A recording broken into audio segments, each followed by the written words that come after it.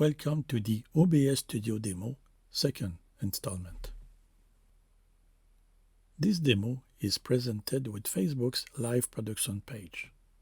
It includes stream key, persistent key, stream setting, unpublish, go live, end live video, and delete video. The interface may change from time to time, but the principle remains the same. Audio settings. I go to Settings, I select Audio, and in general, sample rate is set at 48 kHz and channel at stereo. Video settings. I go to Settings and I select Video. Base resolution. The input is set at 1920 by 1080. The output resolution at 1280 by 720, which is downscaled. And the FPS, frame per second, at 29.97. And the output settings. I go to Settings and I select Output. Video bitrate 2500 kilobit per second. Audio bitrate 128 kilobit per second. And if I have to record, recording quality is same as stream. And the recording format, the container, is MKV. I will use the OBS Studio software, my Facebook homepage and live producer page. In OBS Studio, I will select Settings and then Stream for the service and get the stream key. The service will be Facebook Live. I will read the service recommendation and I will click Get Stream Key. On Facebook Live Producer page, I will copy the stream and setting will be not using a persistent key, end live video if stream stops, and unpublish after video ends. Under Controls, I click Settings.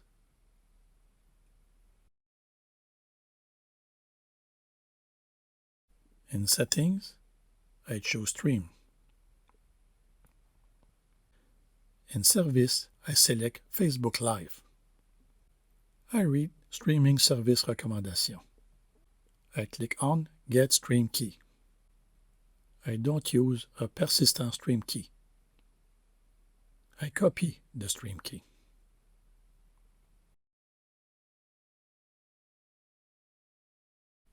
And in Settings,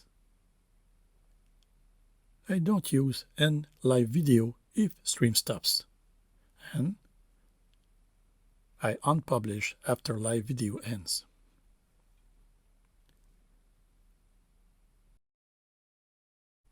Back to OBS Studio. I will paste the stream key and click OK. And I will click Start Streaming under Controls. In OBS Studio, I paste the stream key, Ctrl V, and click OK.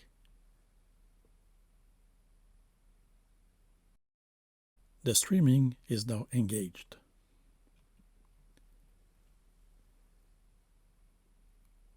With Facebook Live Producer, I will need to complete by giving the stream a title, an info, a name, and clicking Go Live.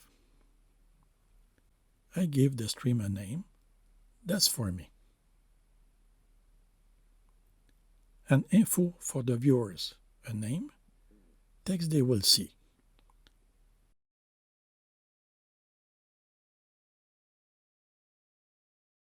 And I click Go Live to complete the process.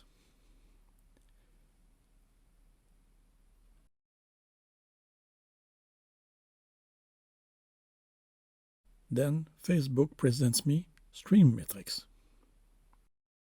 Back to OBS Studio, the streaming test, using scenes and transition to do a program.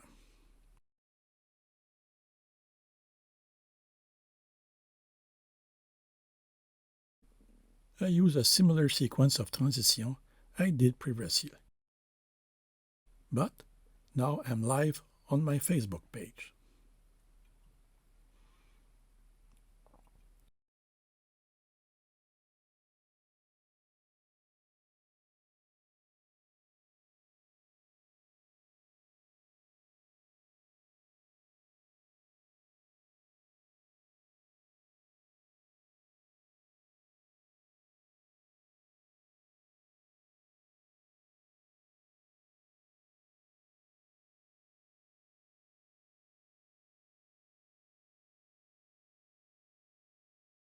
Monitoring the live stream. It is mandatory to monitor, to view, my stream in order to validate my broadcast.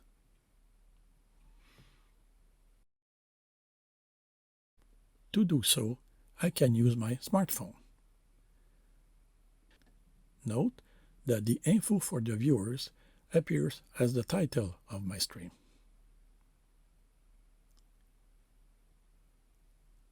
Don't worry if there is a delay of 15 to 20 seconds between the feed, what you see on the program window, and the content on Facebook. It's normal.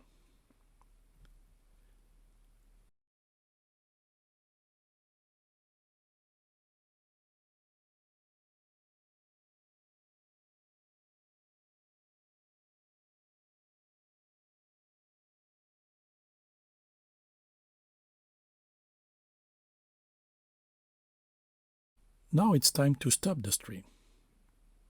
On Facebook, I will click End Video Live and acknowledge using End. I will delete the video and confirm. End Video Live.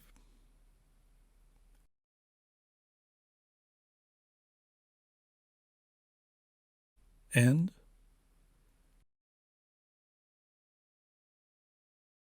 Delete video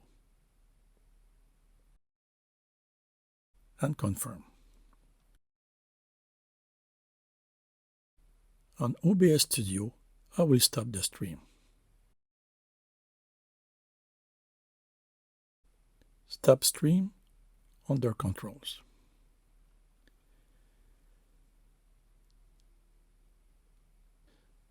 Transcoding call Remux recording in OBS Studio. The recordings are made with the MKV Matroska container, which should be transcoded into a MPEG-4 container for editing and viewing. Recordings are not made automatically. I need to start recording if needed to. The button is under Controls. Using Media Info, I noticed that the file format is Matroska. To transcode, in the menu, I use File, Remux Recording. Then, in OBS Recording, I select the file to be remuxed.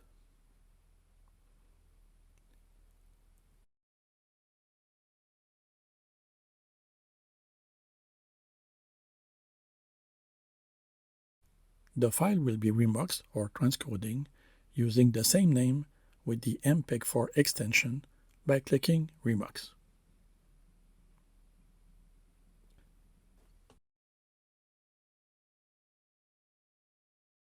The application Media Info confirms me that the container format of this new file is MPEG-4.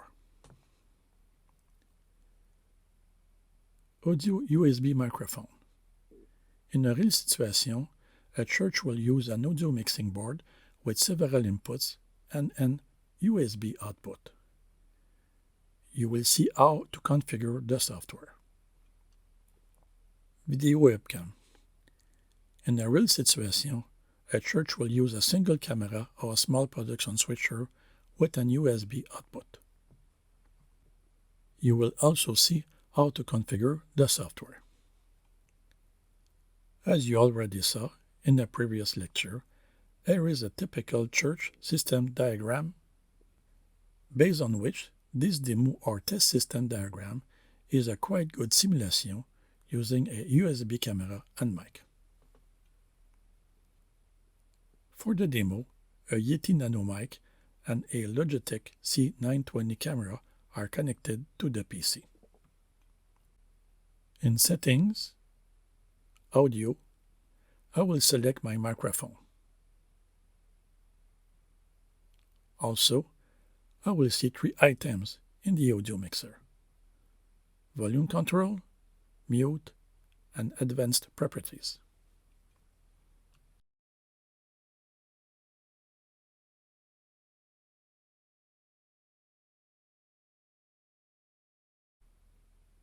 I click on Settings,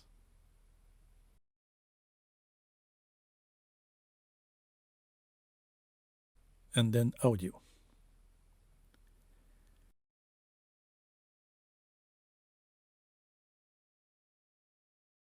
In Global Audio Devices, in the pull-down menu of Mic Auxiliary Audio, I choose my microphone, Yeti Nano, and I click OK.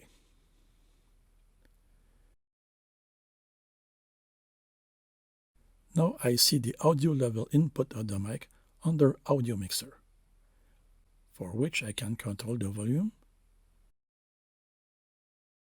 unmute the mic input, and also unmute it. Clicking on the gear icon, I can access to the advanced audio properties.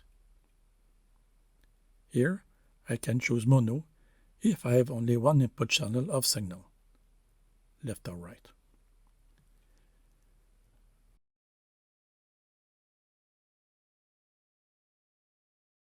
I can adjust the sync offset between the audio and video. After a few trials, the value can be 250 milliseconds as an example.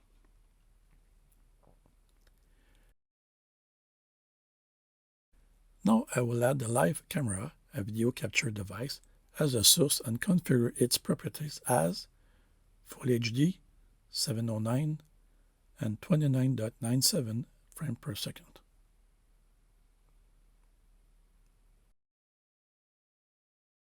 I add a source to a new scene.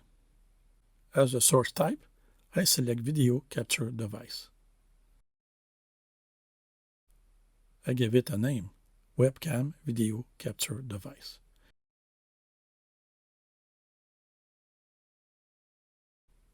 In the Property window, in Device, I have to select my C920 USB camera. In Resolution FPS type, I select Custom.